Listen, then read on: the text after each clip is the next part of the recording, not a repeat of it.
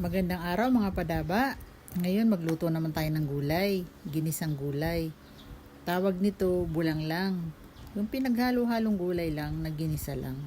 Yung parang gusto mo lang kumain ng gulay na masarap, yung natural na lasa. Sabi nung kapitbahay naming mayaman, pagluto mo nga ako ng gulay, wag mong lalahukan kahit na ano, walang sahog. Basta igisa mo lang. Wala hong baboy. Wala hong ilalagay kahit na ano. Wala. Gulay lang gusto ko. Kaya nga gulay sabi. O di sige po. Gulay. Madali namang kausap no. Yan. Ginisa po natin ng bawang sibuyas. At ngayon ang sitaw ilagay natin. Ayan. O ganda ng sitaw natin. Ganda-ganda ng kulay niya. Green. Nag-green talaga siya. At ang fresh niyan.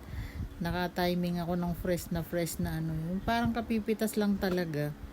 Ang ganda. Haluin natin. Para yung sitaw makakuha na ng lasa. Ayan. Lagyan natin ng konting toyo. Mga 2 kutsarang toyo. Inuna ko yung sitaw kasi siya yung pinaka matigas sa lahat ng gulay.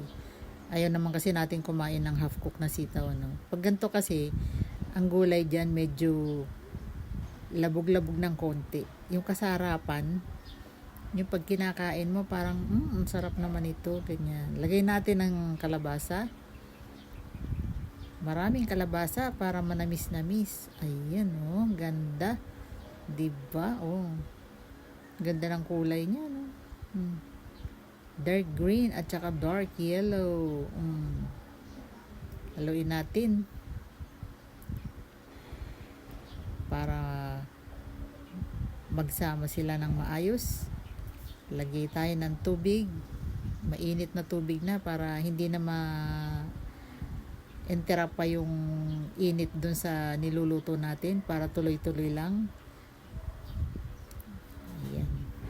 Medyo madaming tubig ang nilagay ko kasi medyo matitigas yung mga gulay na yan Kailangan nila ng liquid para sila maluto. Yung tangkay ng kangkong inilagay ko na. Iniwalay ko yung tangkay sa dahon kasi para kasabay maluto. Medyo matigas-tigas din kasi ang tangkay ng kangkong. Mga 10 minutes din yan bago maluto. Ayan, magkakasama na sila dyan. Tayin lang natin silang lumambot. Pagka malambot na, ilalagay natin yung dahon naman ng kangkong. Ito, ilagay na natin.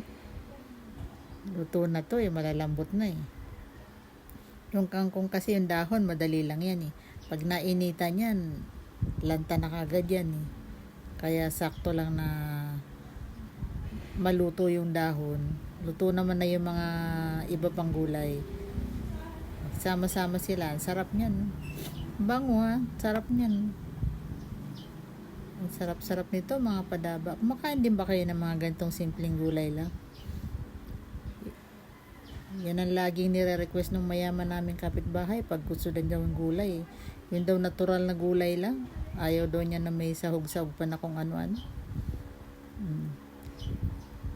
Sa kanya ko natutuhan yan Kasi normally pagka tayo magluluto ng gulay, niisip pa natin paano pa sasarapin.